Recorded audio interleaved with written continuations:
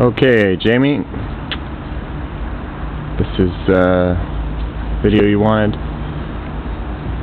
This is the first prototype.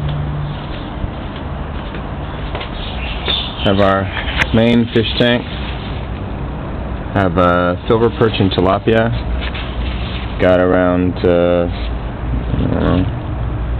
235 gallons, 900 liters of water. Solids collector and degasser through all that. There's another 55 gallon drum.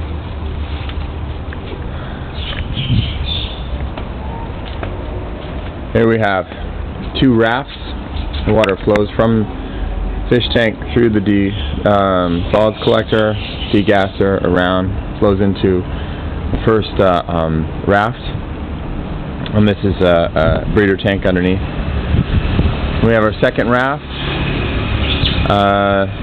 another breeder tank, and then over here we have it flows into our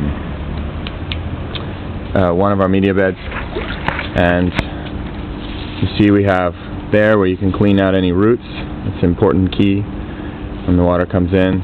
As it goes up and down, you can clean the roots out. Actually, at the bottom of these beds we have ghost shrimp living. They're keeping everything clean. Originally we put the large freshwater prawns from the Mekong Delta in here, but there wasn't enough food when the system started, so they all died. Now they'd be okay. So we ended up putting other tilapia in there. They're quite big right now.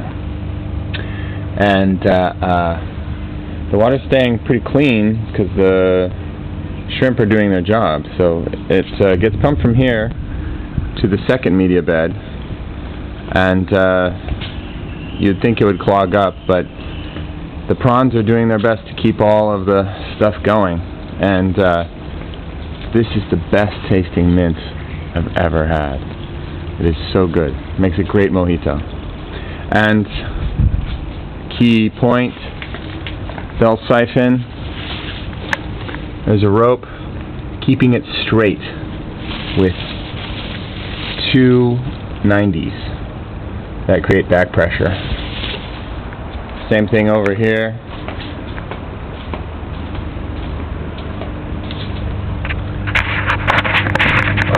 Two 90s. The rope's keeping it straight because all the weight of that gravel distorted everything, pushed it this way and that. And the one thing we have to add to the system is, right here we have this stacking compost. The soldier fly larvae come out and fall into the bottom. We dry them out, feed them to the fish, and when we flush water through, we get the beginnings of compost tea. And we need to add compost tea a little bit more to make these tomatoes and peppers happier. They'll be happy with more phosphorus. So, and we'll get that through doing compost teas. And our next location, where we're doing a larger version of this, will have a very large system set up with the composting and adding compost teas. There you go. Keep in mind, the roots can grow down in between. You're going to have to keep pulling those out every once in a while to make sure that there's flow. But you'll see when it doesn't flow. And here's just about ready to start. And they fill about every 10 minutes or so, they'll flush. Which is on the high side, but it's still within what's workable.